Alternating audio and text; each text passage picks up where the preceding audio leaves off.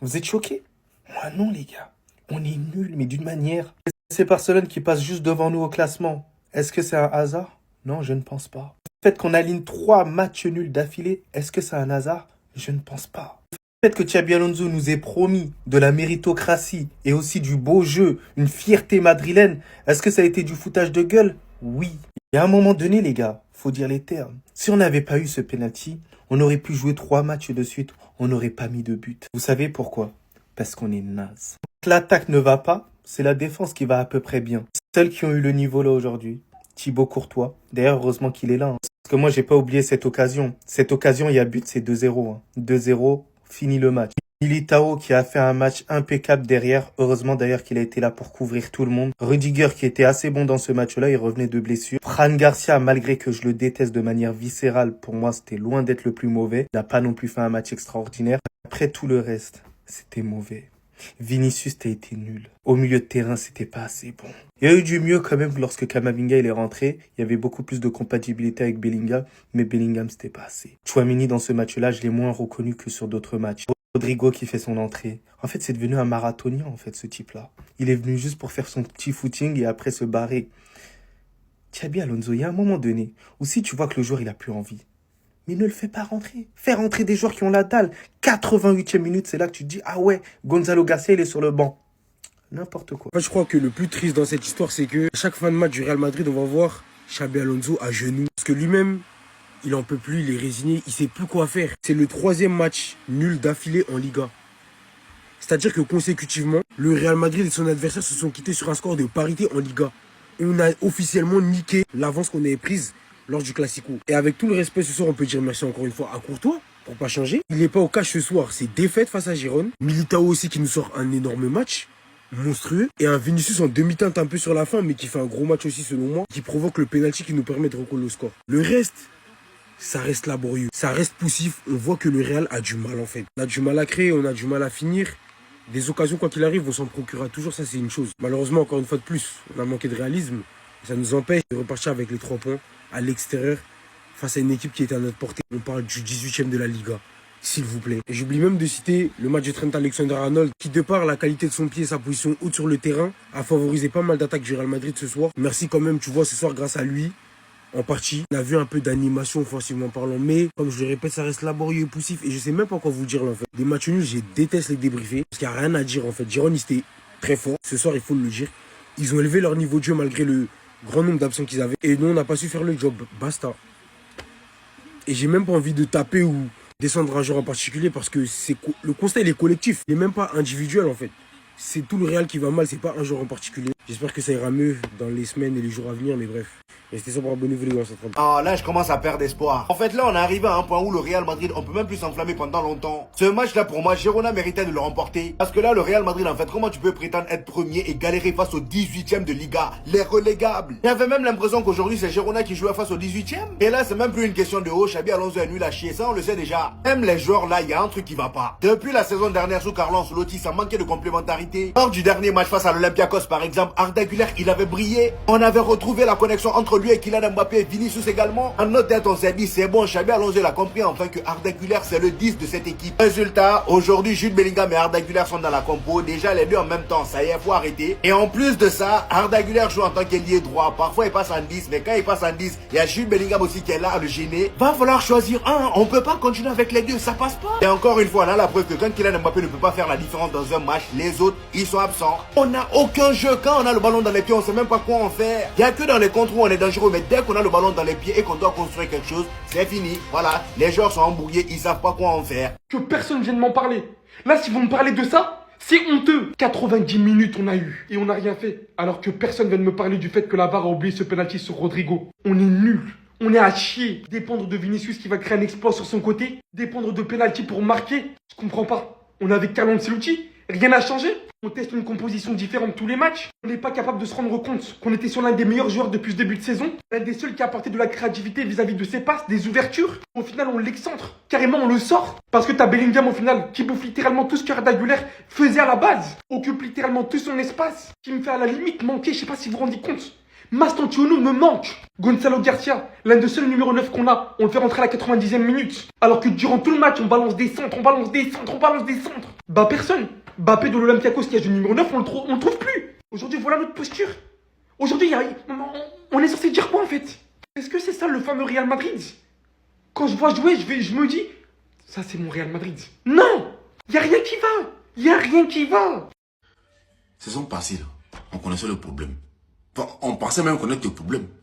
Mais on allait soulever un autre problème qui est plus pire que le problème qu'on avait. On pensait qu'on avait réglé le problème. On est venu augmenter le problème. Tu penses que tu as soigné ta maladie. Tu es venu faire une infection encore qui va aggraver ta maladie. Non, Real est nul. À vrai dire, très très nul. Oh putain. Quand tu regardais le classement là, tu ne voyais même pas Barcelone. Barcelone était en bas. On avait mis distance. On est resté en train de faire des conneries, des bêtises, des matchs. Hein? Aujourd'hui là, Barça est premier, on est deuxième. Villarreal est troisième. Où on se rend compte, on est cinquième. Entre temps, Barça, quand ils sont premiers pour descendre, c'est Dieu qui a descendu. Ils ne sont pas prêts. Ils vont toujours maintenir, ils connaissent l'importance, ils savent. Mais c'est toujours nous. On est premiers. Après, c'est nous, on descend. Après, on court derrière encore pour remonter. C'est quoi ces bêtises-là, en fait? J'en ai marre de cette équipe-là, de merde, là, putain. En fait, le Real de Madrid, c'est juste un club catastrophique cette saison. J'en ai marre. Je vous jure que j'en ai marre de ce club, en fait. Je n'arrive même pas à comprendre. Comment on peut faire nul? Et si on comprend, nous on gagné même. C'est un penalty, Real qui fait nul. Avec qui? 18e du championnat, un club qui a relégation. Hein. Ils sont en train de reléguer. Et puis on fait nul à eux. Et puis on marque un penalty, mais puis ils sont fiers, ils sont contents. C'est juste pitoyable en fait. En fait, l'année passée, c'est que on savait c'est quoi le problème. C'était quoi le problème? On connaissait le problème. Sauf que cette année, on ne connaît pas le problème en fait. Ils font croire que ça va, pourtant ça ne va pas. Ils sont plus pires en fait. Ceux-là, ils peuvent te tuer. C'est pas croyable, je vous jure. J'ai parié, j'ai perdu mon argent. Tout est rentré. Tout mon ticket est rentré, rien seul. Le dimanche dernier, c'était pareil. Aujourd'hui encore, c'est pareil. Ton propre équipe, tu t'as dit ça à qui? Mais c'est catastrophique en fait. Liverpool qui est handicapé, Liverpool qui vaut rien, Liverpool vous gagne. Vous faites nul. 2-2 à LT. Aujourd'hui encore, vous faites nul. On était devant Barcelone. On avait battu le Barça dans le Classico. Ah, c'est écœurant. Écœurant. Zéro. J'espère que ça va être le titre de la vidéo, je pense. Zéro créativité, zéro football, zéro possibilité. C'est une période où tout est zéro dans ce club-là. Franchement, c'est d'une gravité. Tu perds ta première place avec autant d'avance en jouant qui? Des Vallecano, des Girona. En fait, t'as montré par tes matchs à l'extérieur que tu valais rien. Que mentalement, c'était zéro, nada. Alors, il y a le partenariat de la vidéo, les gars. Mais j'aurais aimé le mettre dans un meilleur contexte. Bon. Je sais pas par où commencer, les gars, mais honnêtement, là, je suis déçu. Je suis extrêmement déçu. J'ai vraiment le sentiment que ce Real Madrid, là, il est mort, en fait. Il est mort. Alors oui, même si on dépend de penalty, c'est anormal qu'il n'y ait pas la VAR qui intervienne sur le penalty donné à Rodrigo, mais c'est tellement petit dans un truc. T'aurais été gagné, vas-y, t'aurais pris 3 points avec cette manière-là. En fait, plus le temps passe, plus ça s'aggrave. Plus tu sens que en attaque, il manque quelque chose. Au milieu, en fait, je vais pas dire on se marche partout dessus, mais en fait, il n'y a aucune complémentarité. C'est ça la dinguerie, en fait. C'est que devant les gars, Vini Mbappé, dans les matchs où ça joue bas, en fait, je sais pas moi, à un moment donné, on a compris que ça marchait pas. Ce qui est en train de se passer au Real Madrid actuellement est tout simplement catastrophique. Tenu en échec par Girona ce dimanche en Liga, le Real Madrid a vu la colère monter au sein de sa chaîne officielle. Très remontré contre l'arbitrage, des journalistes du Real Madrid ont dénoncé une série de décisions jugées défavorables entre buts annulés et pénalty non sifflés, entre accusations de corruption et dénonciation d'un arbitrage partial et critiques répétées de la VAR. Le ton déployé a pris une dimension qui dépasse simplement le commentaire d'un post-match. Et le Real Madrid n'a laissé place à aucun doute. Pour eux, la Ligue est corrompue avant de cibler l'arbitre du soir, accusé d'être l'un des hommes qui a le plus pénalisé le Real Madrid. Au-delà des accusations de corruption, après la victoire face à l'Olympiakos, plusieurs joueurs avaient utilisé les réseaux sociaux ainsi que les médias pour essayer de faire passer un message comme quoi il n'y avait aucune tension ni dans le vestiaire ni avec l'entraîneur. Sauf qu'après le nouveau match nul frustrant du Real, aucun joueur ne s'est exprimé dans les médias. Selon donc plusieurs sources du Real Madrid, il y a donc bel et bien des tensions en interne avec certains joueurs qui sont toujours autant sceptiques des méthodes de Xabi Alonso. Du côté des médias madrilènes, on explique que les vidéos tactiques de Xabi Alonso ont été raccourcies et que la charge d'information pour les joueurs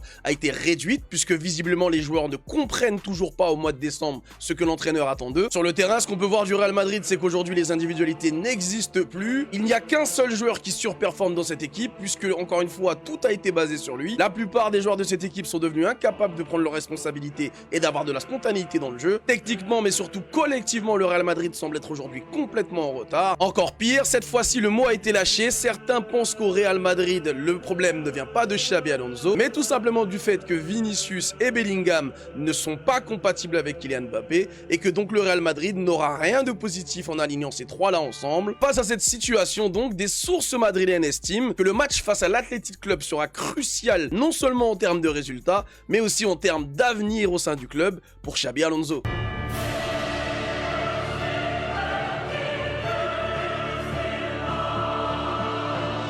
On était devant Barcelone. On avait battu le Barça dans le Classico.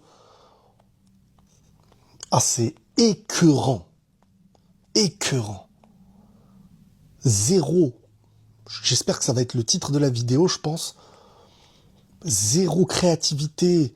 Zéro football. Zéro possibilité. C'est une période où tout est zéro dans ce club-là. Franchement, c'est d'une gravité.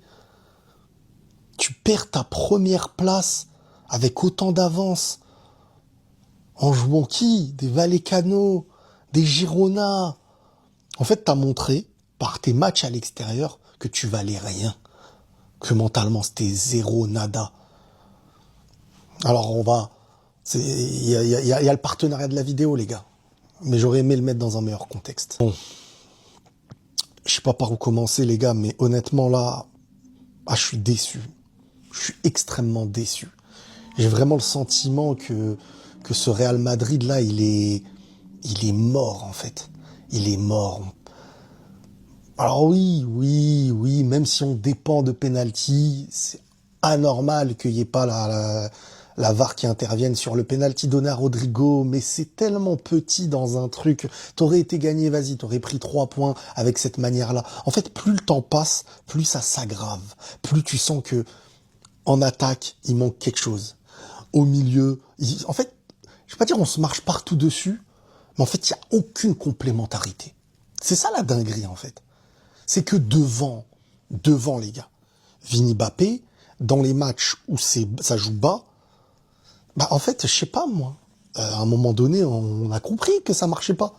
Et le Real Madrid qui enchaîne 3 matchs nuls en Liga consécutifs, une victoire sur les 5 derniers matchs. Et le problème, c'est que le Real Madrid dans le jeu depuis le début de saison, il y a des choses qui ne vont pas, mais que certains ne veulent pas en parler puisque le Real gagnait. Quand je parlais des choses qui n'allaient pas dans le jeu, on me disait oui, mais le Real c'est 10 matchs, 10 victoires en Liga, ça se passe très bien, ça va monter en puissance, ça va monter. Résultat des courses, à l'heure où on parle, une victoire en 5 matchs. Tu as gagné le Classico contre le Barça, t'avais 5 points d'avance sur le Barça, tu te retrouves à l'heure où on parle deuxième à 1 point de retard sur le FC Barcelone et avec 2 points d'avance sur l'Atlético Madrid. Le Real est en train de faire n'importe quoi et dans le jeu ça devient très inquiétant. Là il faut dire la vérité, il n'y a aucune évolution sous Xabi Alonso depuis le mois de juillet. Il n'y a aucune évolution pour le Real Madrid et j'ai même envie de dire que c'est pire parce que je trouve personnellement que ça régresse. Je trouve que ça régresse et il y a des gros problèmes aussi bien techniquement, parce que techniquement le Real Madrid c'est très très faible, mais il y a des problèmes sur chaque ligne. Et pour moi... Ah là, il n'y a plus de diplomatie. Hein. Mbappé, il a traité le gardien de fils de pute. Voilà. Lisez sur ses lèvres. Il coupe tout. Parce qu'en fait, sur le penalty, le gardien, il a provoqué. Je sais pas ce que le gardien il lui a dit, hein, mais Mbappé, il a serré. Il a tout coupé. Et pourtant, c'est lui qui a joué la carte de la folie. Il met un but où il attrape le ballon, comme si on était au handball, et va célébrer comme si en mode la VAR n'existait pas. Il nous demande d'arrêter de pleurer. Mais lorsque la VAR, la carbo, il a montré ses dents. Ah, trompé encore. Franchement, cette équipe du Real Madrid, elle est en crise. Et c'est peut-être le plus grand club d'Europe en crise actuellement. Juste que leur crise, elle est moins cramée que les autres. Parce qu'il n'y a rien qui va. Là, par exemple, c'est la réaction de Vinicius quand il a vu les changements que Xabi Alonso il voulait faire. Et en parlant de Vinicius, aujourd'hui, ça voulait pas rentrer. C'est même pas que ça voulait pas rentrer parce que ça touchait les poteaux. C'est juste que la réalisation de ses gestes, c'est plus comme avant. Il n'arrive plus à être Vinicius, en fait. 11 matchs sans marquer.